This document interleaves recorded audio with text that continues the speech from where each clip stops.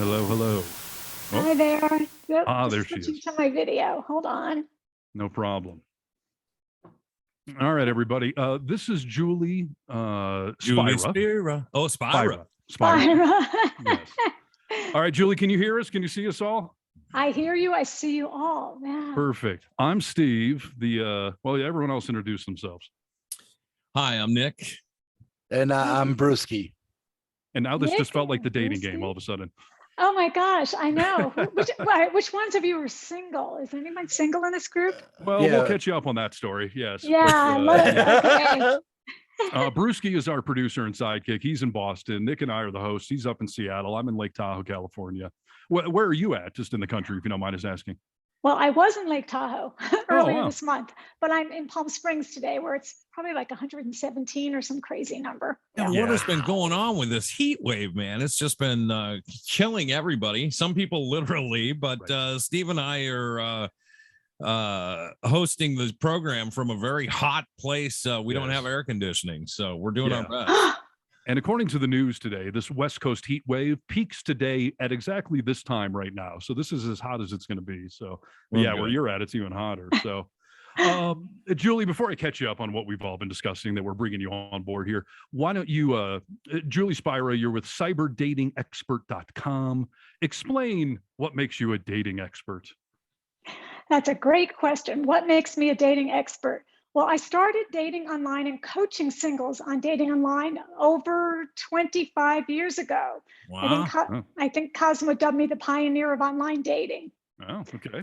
We have an So- expert then, everyone. Yes, I would say so. I don't know Yeah. if this is a fair question, but are you married or in a relationship? Ah, that's a very fair question. I am in a relationship with somebody I met online. Oh, okay. So it can work out. Yes, it Okay, can. good. All right. So cyberdatingexpert.com. Is your site just strictly coaching, basically? It's not an actual online dating site, or is it? No, it's actually dating advice. I provide a bunch of dating advice on the site. People send me private messages. I answer their questions and ask the cyber dating expert. And it's just a place for people to go when they're feeling lonely and they need a little hand holding. Gotcha. Okay. And do you have advice on breakups? If you're good at putting people together, are you an expert on breakups too? Oh, yes. It's actually like we have these peaks in our business. And I think there's a peak right now for breakup season, just because the summer is over and cuffing season, which we'll get into in a little bit, is around the corner. So anybody who had a summer romance, that may be dwindling down. I see. Is I it didn't even think of also it a that way. truth that like a lot of people decided to shack up during COVID, and now that things are starting to get better, that people are running away from each other? Well, that's also a great question. During COVID, people who just started dating, it was like, okay, do we move in together or break up? Because people Right, had to right. quarantine and they wanted to feel safe. So we have what we call fast track relationships. And those are the relationships that maybe they went out for a weekend, maybe they went out on 3 or 4 dates, and they're like, do we like each other enough to cohabitate? Otherwise, we might as well just break up now or end up as a digital pen pal. So there were a lot of relationships. People were very lonely and looking to connect during the early days of the pandemic, more than ever. Yeah, that whole thing is fascinating to me because I know a few people who did exactly what you said. Few month of dating, and they thought, well, do we get together or break apart? And getting together and moving in with somebody that quickly that you don't know all that well.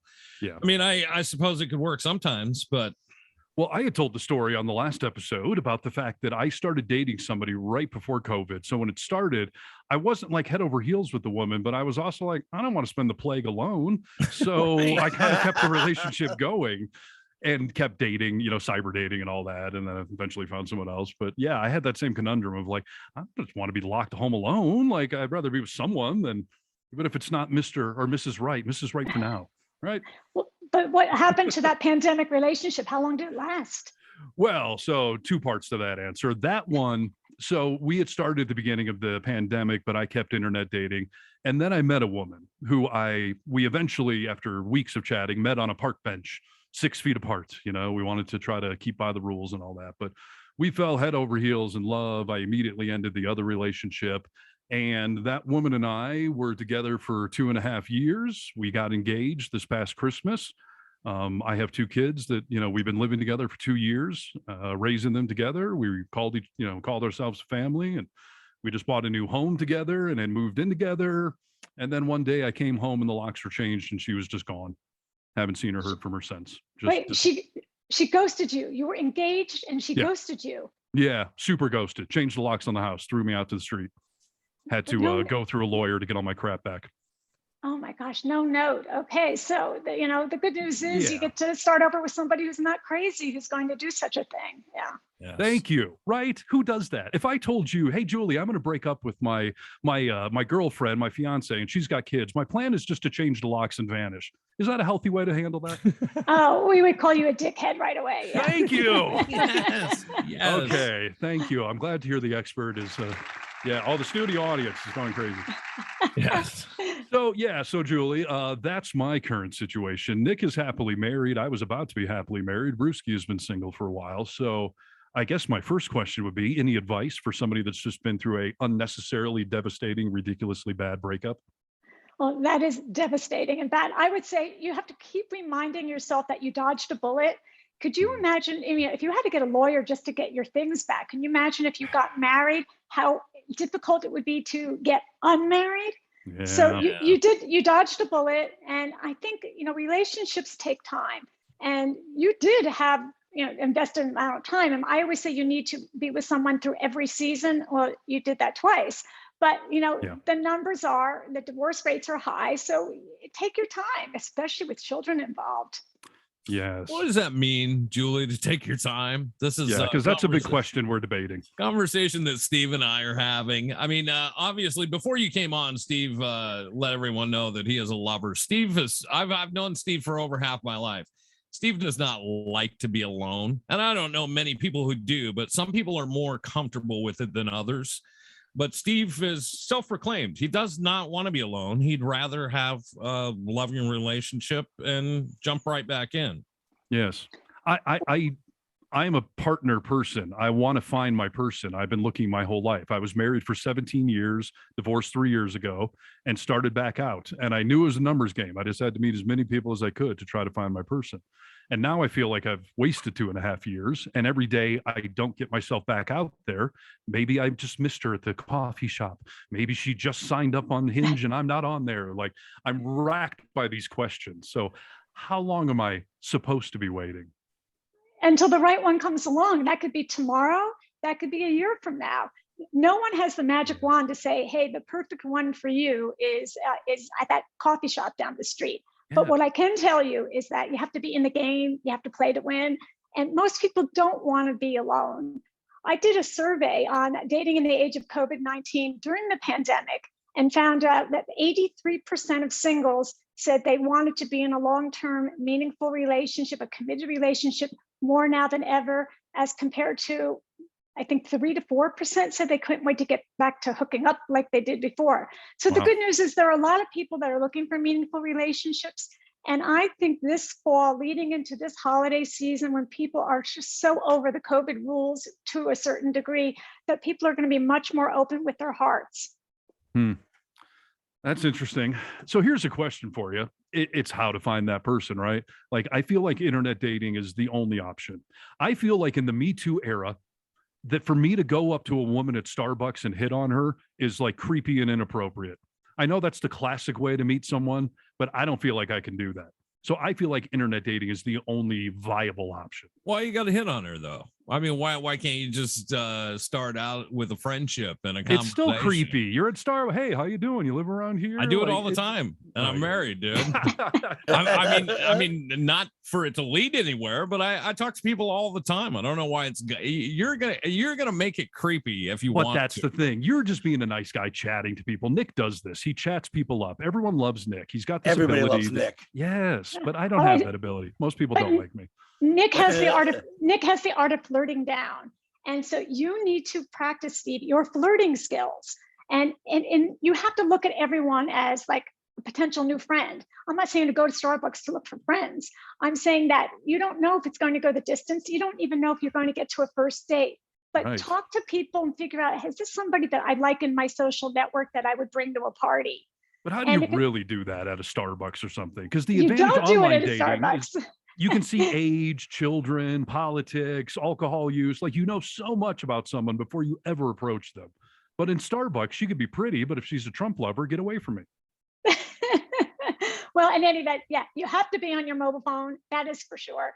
And you need to be on 1 to 3 dating apps, and you need to Okay. log on 3 times a day. Most definitely at 7 p.m. at night. What are you doing at 7 p.m. at night? Okay. See, these are good notes. This is why we're No, talking to everyone. and the reason is because people come home from work, or they've gone on a bad date, and they're kind of feeling like discouraged or lonely, and they go and they log on to their dating profile. They wonder what's wrong with it. They change the photos around, they change the graphics and the text here and there. But that's the time. 7 to 9 p.m. is kind of what we call in our business peak dating time, or at least peak scrolling time on your dating apps where you can swipe left or right. Interesting. And what are some good sites nowadays? It really depends on what you're looking for. Now, you mentioned Hinge. So is that how you met your last relationship, on Yes. Hinge? Yes. Okay. So you probably have a bad taste in your mouth about Hinge at this moment in time. A little bit. Sorry, Hinge. If you want to sponsor the show, I'll get over it. All right. So we're going to break up with Hinge right now. Okay. But I would say, off the top of my head, you should probably be on like Match and Bumble. And the reason I say that is because Match has more members than almost any dating site, and Bumble is so easy to use. And since the women have to make the first move and say hello first in the chat, you have less likelihood of rejection when you match with somebody on Bumble. Yeah, there's a lot of rejection in internet dating, I've noticed. Because even if you send out a like and they don't send one back, you realize, like, geez, I sent out 30 likes yesterday and no one replied. So Yeah. there's a lot of hurt going on there, but that's okay. It's part of the process. I get it. Now, okay, so I will confess to you guys now, and I think Nick probably knows this, but maybe 2 weeks after this devastating breakup, I started getting back on social dating apps because I wasn't ready, but I was so rejected that I just wanted to have some form of human interaction, maybe have somebody give me a like, maybe I could feel not completely worthless. So I did sign up for a couple, and I've just been sort of browsing around. But the big question everyone keeps saying is, how long do you have to wait? But what's too soon? What's too long? Is there some indicator in my heart that will tell me you're ready? Or do I just put one foot in front of the other? Oh, I think you're ready. You're just waiting for the right one just to sort of show up on your screen and end up on a date with. But here's the thing, it does take time. And I would say that the most important thing is to be proactive. And so what if 30 people don't like you today? Tomorrow's another day. Yeah. I think I know what women want on dating apps. Let me tell you what I think they're looking for based on the feedback I've gotten over the years. You tell me if I'm right or wrong. Please tell fair? us. Okay. It's relatively simple. First of all, they want a man who is tall. I didn't understand that before. I'm 6'2", so I'm good there. They want a man who's outdoorsy, and they want a man who's funny. I hear that on every single profile. What do you think about that? Outdoorsy, funny, and tall. Shouldn't I have people late? I should have a line outside the studio door, right? Well, it sounds like you sound like every other profile. The problem is men complain that women's profiles and their wish lists are all the same, and then women complain they look at the guy's profile and their lazy profiles and they all look the same. So the bottom line is, yes, people want someone with a sense of humor, but if you put it in your profile, or you say you're looking for that, or you say you have a good sense of humor, it's just too cliche. Yeah. So you have But to sort of just. I know, but you say it in your messages. You add a little winky emoji. I mean, you do funny things other than sounding like, remember, no one can hear your voice just yet unless they're listening to you on the air. Yeah. And then as a result, you need to kind of, put, little, as again, smile emojis, flirt emojis. Those things actually add more personality to your messages. But don't play the waiting game. If you see someone you like and they write back to you, don't go, okay, I'm going to look too needy if I write back in 5 minutes. If you don't write back in 5 minutes, I'm telling you that 10 other men will. So you got to be in the game. So one of my profiles simply says, yes, I'm tall. Yes, I'm funny. Yes, I'm outdoorsy, and I have a job. Like, what a catch, right? Is that too on the nose? Or... No, dude. I'll tell you, I'm not the expert. Get rid of that, dude. Get rid of Yeah, that sooner no. than later. God. I'm It just sounds giving to them me what they like- want. And I'm No, also it's- very humble. Okay. First of all, I would say that I need to critique your profile. That is an absolute necessity. But here's the thing about height, okay? Yeah. Most men, women also, they want a man who's 6 foot tall or above. Okay. Yep. Statistically, and this is really a mind blower. Statistically, only 14% of men in the United States are 6 feet tall or taller, 6 feet Yeah. high. So as a result, that means like 85% of guys under 6 feet aren't getting, like, they're not having sex, they're not going on dates, not getting married. Of course they are. So you don't need to say you're tall if you happen to put in your height is 6'2". A woman's going to scroll. Does he have a job? Okay. Who did he vote for? Okay. Oh, he's over 6 feet tall. Oh, and So then don't be so direct and honest. well, you be indirect about the height, because that is key. And if you say it twice, you're going to sound insecure. Nick, do you see the games that go on here? I did, but you're creating them. I mean, I want you to. I was trying to answer them. You want a Listen. tall, funny, outdoorsy guy? Here I am. I'll No, just I tell want- you that's Yeah. me. But at the same time, Not everyone wants that. I want you to calm they do. down a little bit. I want you to just calm down a little bit, and you're going to talk to some people. And if the conversation goes well, maybe they become more attractive to you than you thought initially. Like you're going to weave a little web with each other. Just relax a little bit. Yeah, Brewski, what do you got to say? well, I don't think you have to actually come right out and say I'm tall or I have a job and I'm funny and I'm outdoorsy and I mean I literally said that. Yes. Go no, ahead. but and I get that, but you I don't know. have to. You don't have to do that because they'll find it out, like Nick says, as you're having a conversation, as you're getting to know each other. You know, Okay. you get All right. like You're when you so go to- good at the art of conversation, and you're missing all of that up front here. I'm trying to Just- make it like Amazon Prime. Like, here's my stats. Just order it, right? That's not And- what people and- want. Do you want the next day delivery? Do you want the 2-day delivery? Yeah, I want Prime now. Like, get on You want over here. Prime now. But here's the thing, Yeah. another tip that we really need to look at this is why I want to see your profile. You are only as attractive as your least attractive photo. Yeah. So Okay, yeah, I was going to so- ask you about photos. I know I'm so- not doing the bare chest in the bathroom mirror crap, but what other kind of pictures should you or should you not be posting? No Well, you fish should- pictures. Yeah, no fish pictures, especially if there are no fish pictures. But if you say you're outdoorsy, don't say it, show it. Everything should be Good. like every picture tells a story, like the song. You should have pictures showing you doing things that you enjoy doing, things that you're passionate about. And if you like hiking, a picture on a trail. If you like fishing, just don't hold the fish because women hate those photos. I mean, Yeah, just I've show yourself on a boat. That shows that you're outdoorsy because you're on a boat, you're on a hiking trail. But Okay. also show that you can dress up nicely for a date or a Christmas dinner. You know, it's so funny. One of my all my pictures are almost what you described, like me on a mountain bike or skiing or out in, like I think I'm doing it pretty well. But one of them is almost a sarcastic picture. I was at a family wedding and it looks like I'm posing for a J. Crew model, like cover shot. I've got a croquet mallet over my shoulder with a glass of wine and I'm in a nice suit. And some woman the other day was like, I liked your profile because of that one picture. And I'm just like, that's really not me. But I guess I can clean up when I need to, but I'm more of a t-shirt kind of guy. Which actually choose an brings me- advertising. Yeah. Well, yeah, I mean, I can clean up too, but what Okay. about deal breakers? Like some women, beard, no way. Kids, no way. Just put it out there and say, screw it. Like you can't hide that stuff, right? Don't hide what the truth is. I mean, the worst thing is to be inauthentic. If someone doesn't want to be with somebody with children and they see someone has children in the profile, they'll just move on to the next profile. So I don't believe in exploiting children, but I do believe in sharing, hey, I'm a dad, I'm a single dad, love my kids, they're 12 and 14. Just put it out there because if someone would like to blend families, great. And if someone is like, oh, he doesn't have time for me because he's too busy, being a single dad, Right. then great. They didn't waste your time. They didn't Yeah. waste your time.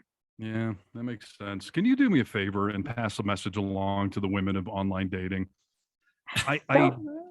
I do not want to see your filter pictures with kitty cat ears or stars circling around. And I don't want to see group pictures. That drives Yes. me nuts. Group pictures. First of all, I feel like the detective that's got the bulletin board with pictures and strings connecting everything. Like I'm trying to figure out which one's you in this picture and that picture. And the other problem you created is one of your friends is always going to be better looking than you. Yeah. And then it's like, oh, is the one on the end you? No, it's not. Dang it. Ah, jeez. Can- And what's what do you- about Go what's ahead. about the feet pictures too? Why do women put pictures of their feet on these things? I haven't seen that. I don't know what site you're on. No, I'm serious. Like, but when they want to show they're outdoorsy, they'll show a picture of them in a kayak, but they'll be taking a picture of like going towards the kayak, but then they've got their feet right there. Yeah, you're That right. means I've they're seen in that. paradise, dude. I mean, they're just trying to tell you they're enjoying life. Bruce. I don't want to see your feet. I don't want to see Yeah. your feet. I don't care. Well, click to the next picture, dude. Oh God. Julie, no. what do you think hearing guys give this sort of feedback? What do I think of guys? No. What do you when you hear us saying things like, "Don't Oh, show your feet. I- I don't want to see kitty cat ears on you. I don't need the whole wedding party." Like, do you hear these things often? I do all the time. And I look at these profile photos and I'm coaching singles. I'm like, what's this with all of your girlfriends, your posse friends? You look like you're either a partier or some man is going to be confused. He's not going to know which person is going to show up on the date. Yes. So I believe that your profile should be just you, only you. Yes, it could be scenic. Don't post pictures with your kids. Don't post pictures with your friends. And for goodness sake, don't post pictures where you cut an arm off of someone that used to be your ex. Yes. I always see that. It's like I don't know that's your ex who you put a smiley face sticker over his face or cut half his arm off. What about how honest should you be when it comes to like alcohol use, marijuana use, drug use? Like all the sites let you say or not say that kind of stuff. Should that be a mystery or put it out there? I tend to steer away from that. I just feel like, it's interesting. Nobody knows if you say you're 420 friendly, they're like, are you a stoner? Do you smoke all day long? Do you smoke only in the afternoons? Is it just a weekend recreational thing? So I just don't put it in at all. Same thing with drinking. I get some of the sites and some of the apps say that, you drink occasionally, you drink every day. I mean, nobody wants to date an alcoholic. Nobody wants to get in a car wreck with someone driving drunk. But at the end of the day, there are people who do like to go out on dates with people who they might be able to have a drink with. But if someone doesn't drink, I mean, that's also a big, huge trend. People don't want to get sloshed on a first date. And they also don't want to go home with somebody on the first date necessarily. So people are ordering mocktails on first dates, which I think is really terrific. Go ahead and order a mocktail. And the only purpose of a first date is to decide if you like the person enough to go on a second date. That is it. It's like an interview for the next date. That's it. Yeah. And won't you be able to tell easier if you're sober? I mean, I always like people more when I'm drunk and then think, oh, well, what did I do? So yeah, have a mocktail. Why'd you make a face at that, Brewski? Because if I'm going on a date and we're going to meet at a bar or something, I can have a drink. I can have 2 drinks, not get drunk, and still have all my faculties with and say, make a good decision on whether I like this person or not. Now, other people may not be able to, but I can. Yeah, I don't think you should be getting sloshed on a first date, but no, it's a bit of a red flag. Like there was one woman that messaged me and her thing says sober. I'm like, eesh, like you can't have a drink at all. Like what's the history there? Or some people that say never smoke marijuana versus socially or occasionally. Like I'd rather hear someone say, I occasionally smoke. I'm like, okay, that's workable. But if you're never, then that's kind of a red flag to me because I like to do it socially every now and again. So I don't know. Should we be judging on those things, Julie? I think people are very judgmental. I don't think that necessarily belongs in your profile because it'll come up in conversation. If you're having a chat with somebody, it may come up and you might say, oh, by the way, I like to get high every once in a while. It's different than somebody saying, hey, I've got to go find my dealer. And so people, when you put it in black and white, people just make up their own minds based upon the other person they were with, what they might think of you. And having a drink or two on follow-up dates is fine because you're getting to know each other. But here's the thing: women, here's another little secret: women watch men and they count how many drinks they have on a date. And being judgmental, they'll go, "Oh, he had 1 drink or he had a half a drink." And then if somebody has 3 or 4 drinks, they're counting the drinks, and then that's it. No, that's fair. They unmatch you and they block you. Nick, let me ask you a question. Would it be a deal breaker for you if a woman was a hardcore conservative, Trump lover, MAGA hat wearing? Would that be an automatic deal breaker, or is that being prejudiced on your part?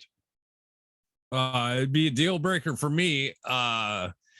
Yeah. I mean, I just don't have that much in common with somebody like that or somebody with those views. So, I mean, I can have a conversation with them and we could have dinner together, but I'm not looking to date anyone that has that different of views. No. And what do you think about that, Julie? Is that a common thing? And is it appropriate? Well, yes, it's common and it's appropriate. And, during the election season, people were really, really adamant about would they date across party lines? Would they date a Trump supporter? And people really put their stakes in the ground. So you'd see on the dating apps, swipe left if you voted right. Right. And that was an indirect way of saying, I'm left of center, or I'm one of my profiles not a literally says, if you love Trump, just keep on going. Like, am I okay to be that explicit? Yes. Yeah, good. Yes. Bruce, Well, did you have something to say? Yeah, I think it comes down to values, because if you are looking for someone to date and possibly maybe it could go someplace, you want someone that shares the same values as you and what's important to you. And that's a good metric. Yeah, absolutely. Yeah. No, I agree. On that topic, we're talking with Julie Spira with cyberdatingexpert.com. Here's a question for you, Julie. Nick and I were debating this the other night. I feel like I'm for lack of a better term, a dating racist or prejudiced. Like, I feel like I have my type and that's what I'm looking for. And if you're not in that category, for whatever it is, ethnicity, height, weight, whatever I'm just like, nope, next. It's not what I'm looking for. I feel like if I did that in any other level of society, I'd be a terrible person. And I don't. I'm a lefty liberal. I'm very open-minded and progressive, all that. But when I get on dating sites, I'm just like, nope. Don't like the way you look. Is that uncommon? How should I address that? It's not uncommon, especially for men. You guys, you're very visual. You know what you like, you know what you don't like.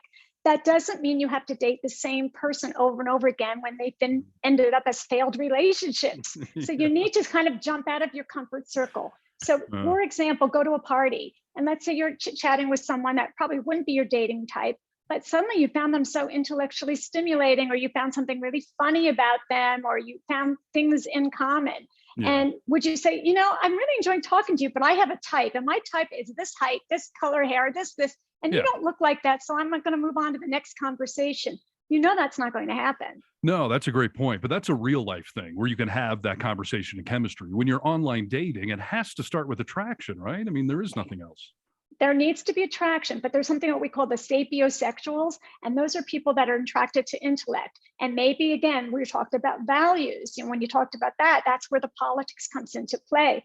You want to be able to watch some of the same TV shows or the same TV news shows, and you might even want to have a discussion where you have different points of views on some things, but not everything. And so you need to look at your type, and you need to just sort of, widen the scope and cast a wider net. Nick, thoughts on that? Because I know you were telling me I got to open my eyes a little. I think it would help. I mean, listen, you have no idea who, even with your exes, if you think about all your exes, there were things about them that they look the same. Well, they did look the same. Yeah. That was a little creepy, but there were things that they did that you had no interest in before you started dating them. Yeah, and when you get into the spirit of everything, like some of your stuff might change. I feel like you're just a little hard right up the front. No, yes. Just loosen up a little bit and have a little bit of a conversation. Like, I feel like you're going to know. When you start talking to somebody like Julie was saying. I think people can become more attractive to you through other things. Here's something else I've noticed, Julie. I was at a concert last night and I saw a lot of women that I thought if I saw your picture online, I would just swipe left and be done with you. But here in real life, like, hey, you seem fun. You got a good energy about you. We're at the same concert together. Like, how do you split those two worlds where real world, you may get a different vibe, but online only, you're just going off a picture and a few stats? Well, online is, the best version of yourself. It's like, not the day that you're hungover, not the day that, you didn't get a good night's sleep. And the reality is the only point of going online is to meet someone offline and to develop an offline relationship. So you need to sort of merge the two a little bit and say, if this is a person that I met offline that I wouldn't have met online, well, maybe I need to broaden my horizons, which is what we're all telling you. So Yeah. don't, it really comes down to, we know about looks and superficiality, but if somebody really looks hot and looks like your type, and then they open their mouth and they just say like really stupid things and you just can't connect at all, they're not so attractive anymore. Yeah. 100%. Yeah, And you've been there before too, so there's no reason it can't be the other way around. You see those people in person and you get to see their energy, even if you're not talking to them, if you're just looking at them, and you don't get to see that on a picture. But this whole online dating thing makes you braver in a sense to be able to shut people down so fast. Yeah. It is like Amazon. It's easy just to swipe and look for something different or better. And that's probably not a good way to look at humans. Yeah, probably not. So now I need to view your browsing history, right? Oh. Well, I have a you deal don't with wanna Nick. do Yeah, I don't know about that. If I drop dead, Nick's coming over and clearing all that. But, Oh, clearing your computer. Okay. oh, I joke. No, I do want you to send me I do want you to send me your profile. I am so curious really? right now to critique it. Okay. And we'll do that. So I'll tell you, I am back on Hinge because I don't want to hold it against Hinge. I'm on Bumble and I did Facebook. And Facebook is nice because it's free, but it seems to be a bit of a wasteland. There's a couple of, I don't know, it's like 1 out of 100. You flip through 99 before you find one normal person on there. So any thoughts on Facebook? Everybody was very nervous when Facebook came out with Facebook dating, because technically they could have been the world's largest dating site or dating app if they got it right, but they didn't, and nobody was using it. And it became, kind of not really where people are going for looking for a serious relationship. They're lazy, they log on and then they don't check for a month. So I really feel that you get what you pay for. And that's why the dating apps, when you sign up for some of the little premium features, and I'm not promoting one over the other, I'm just saying that you show up more frequently in a search, you have more bells and whistles to play with, but when you get what you pay for, and Facebook is free and there aren't a lot of people using it. I got a really good used couch on Facebook though. So shouldn't that equal out? I mean, come on. What is your whole thought process on eHarmony? eHarmony, I used to love eHarmony. When I first got in this business, 28 years ago, eHarmony started in 2000. So they're out for 22 years now. And they really were like a matrimonial dating site because the people that were on eHarmony were just looking for marriage. And they didn't mind if somebody lived halfway across the country, they moved. And so the company has been sold. And as a result, I don't have a lot of my clients on eHarmony anymore because it's just not as user-friendly as some of the other dating apps. That's interesting. And also the survey on there, because I tried it years ago. Like it's involved. Oh my gosh, you got to sit down and have a sandwich and something to drink, and I mean, you're pot committed right there. You just to even get that survey done. You're looking for the love of your life, dude. You're no, worried about but dude, no, Nick, you've never filled it out. It's like doing a college thesis. It's so involved. Julie, are we right or are we right? It's like a body cavity search. Yes. No, you have to answer 250 questions. It'll take you an hour and a half. And then the algorithms might say, I'm sorry, we don't have anybody that fits your criteria. And then you're like deflated. Like I just went through all of this to find the love of my life and they can't find me one match. Yeah. So, I've had people ask me like, how has online dating treated you? And I say, well, 17 years ago, I met my wife on there on Match when it was a brand new thing.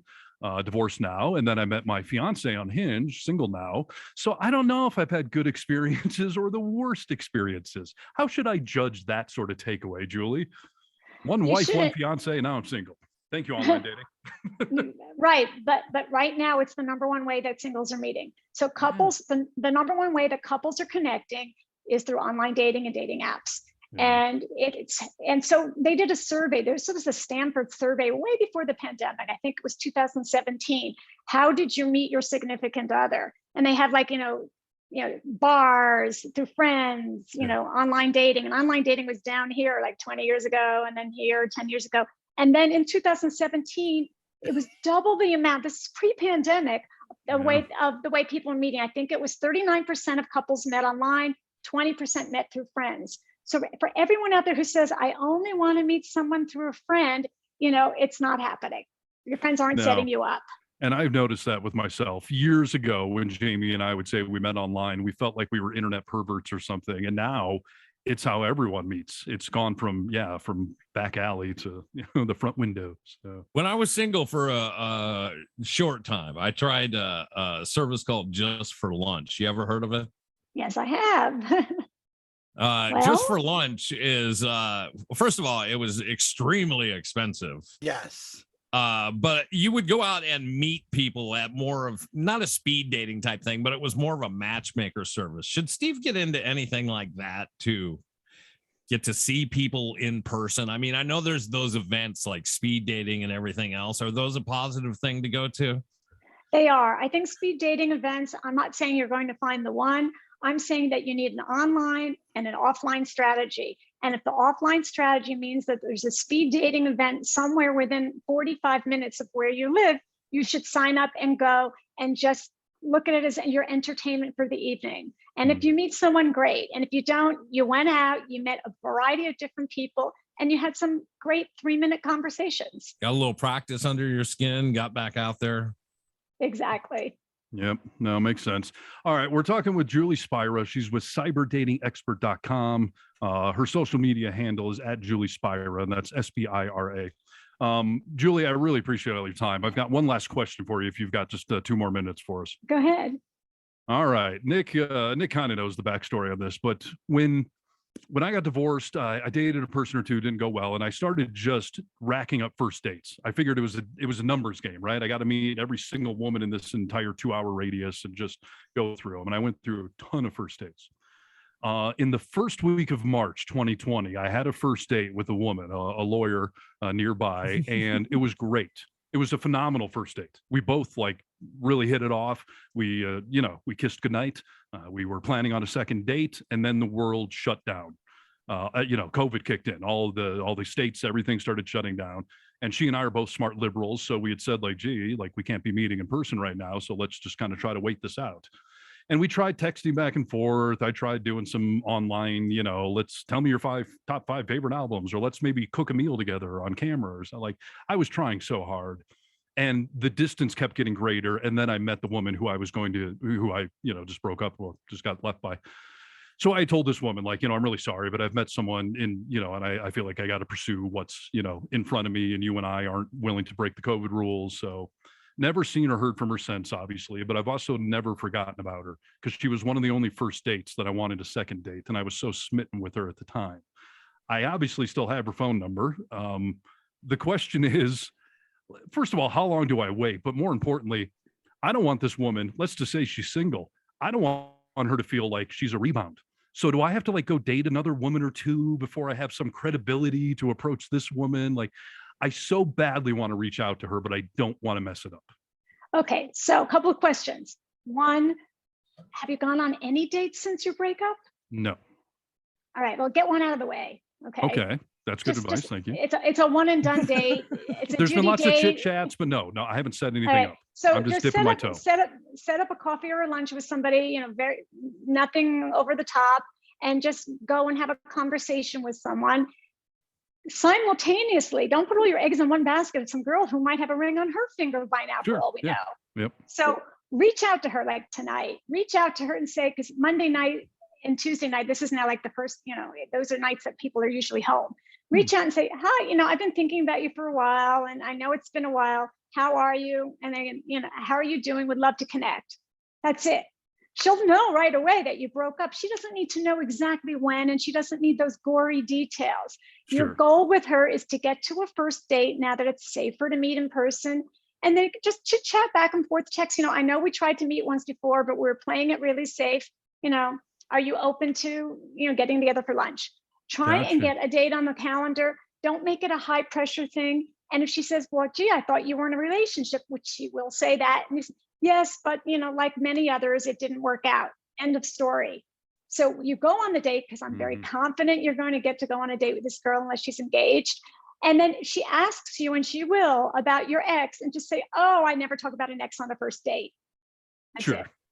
Yeah, okay. And just change the subject because nobody really, they think they want to know because they don't want to be the rebound person, but they don't really want to know. They don't want to hear the gory details. it becomes too much drama. And then you go from being the hot guy to maybe not as hot anymore if she left you. Right. Nick, I'm getting a lot of positive feedback here from Julie that I was wanting to hear. So am I just deluding myself? Are you on board?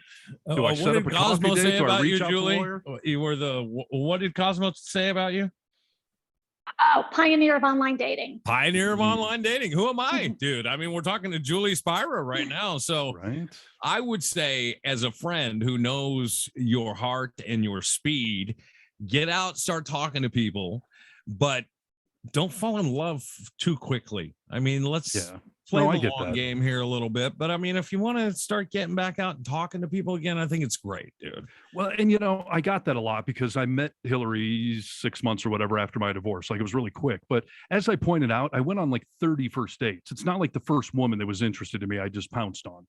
I really was being discriminatory. But then when I met Hillary, and quite frankly, when I met Sandy, the attorney, like, I was like, I like them. Like, those other ones, no. Like, there is a spark with those two.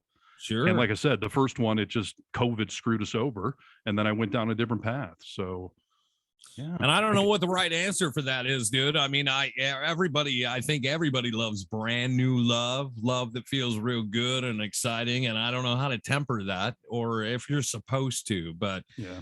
I'm not going to try to fit a round peg in a square hole unless she's into that. No, I'm saying I'm not going to force. If anything, what I just went through, I'm going to go way too slow. Go for Everything's going to be a red flag. You'll be all right. Any thoughts on that, Julie? Like, I feel right now I'm going to look at I had a woman that said yes to being married. We bought a home together, kids together. Like, I mean, and that I couldn't believe. So how am I ever supposed to believe someone again? Well, you will, because that was not the right person for you. And unfortunately, you had to go through this journey. And now that, these COVID rules are you can go out and you can meet in person, you can meet without a mask, you can meet outdoors. I mean, it's up to you to find out you have to make a woman feel safe. So it's up to you to find out if somebody want to go to an outdoor dining place. And if so, do it, when the weather is still warm. And before cuffing season, when people decide to connect and fall in love between October 1 and Valentine's Day. And I think it's hunting season right now. Okay. Yeah. It's cuffing season. And I think we're going to get an early start this year. The first day of fall is September 22nd. And it's like the floodgates are going to open up, and anyone whose hearts were broken over the summer, they're going to be looking for a relationship for the holidays. This is good insight, Nick. This is why we're talking with Julie. Good. This is exactly why we're talking to Julie. All right, Nick and Brewski, before we let her go, does anyone have any other questions, comments, anything? All Brewski, do you have anything?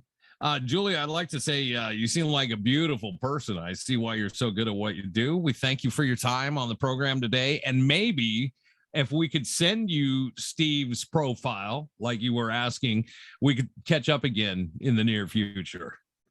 That sounds great. I'd be happy to critique it live in front of everyone.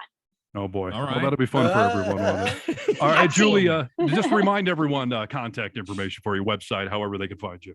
Find me at cyberdatingexpert.com. Follow me at Julie Spira on Facebook, Twitter, Instagram, everywhere you can imagine.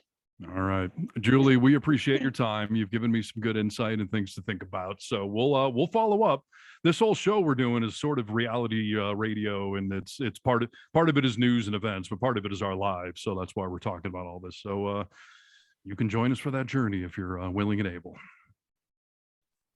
All right, Julie, go ahead and I don't know how to disconnect anyone on Zoom. Oh, okay. I just click leave and I leave. So thanks, guys. This was a lot of fun. Thanks, Julie. Thanks, Julie. Don't forget to send me your profile. Send me screenshots of your profile. I'll do it. I'm okay. brave. All right. All right. Bye. All right, Take care. Bye. Bye-bye. Thank you.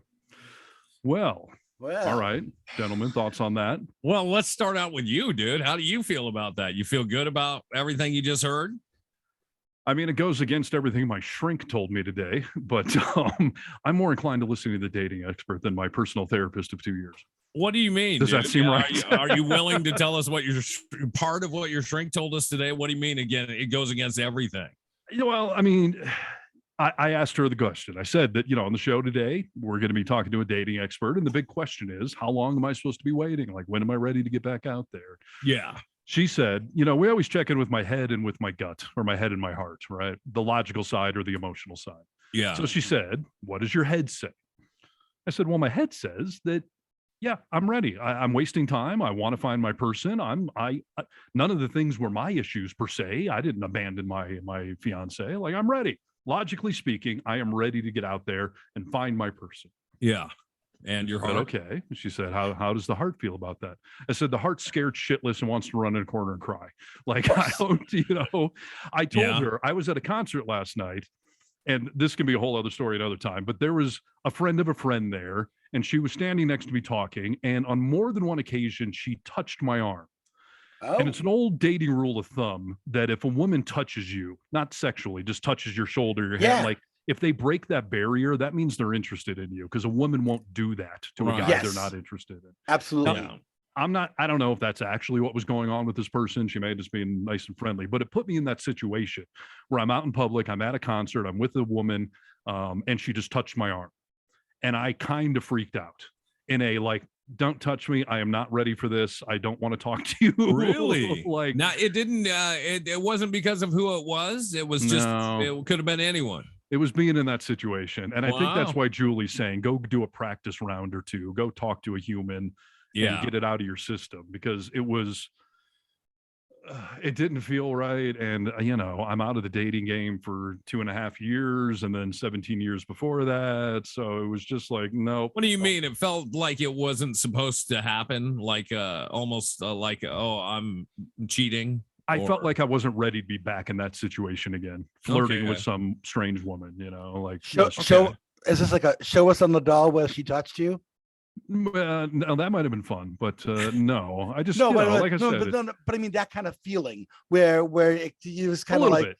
I mean, I shut down. Like, stop touching my arm. Like, it's fine. The concert's over there. Like, and I'm in my head thinking, like, dude, like, what do you like? At least practice, Like, see, dude, usually that's such an exciting thing is when a girl's touching you. You already know, like, oh, she must be kind of into me or want to know more. So, if you were freezing up at that, I would definitely do what Julie said and go on a couple of first dates and at least see if you still feel that same way. And then you'll know you're not quite ready, dude. Yeah, I think so.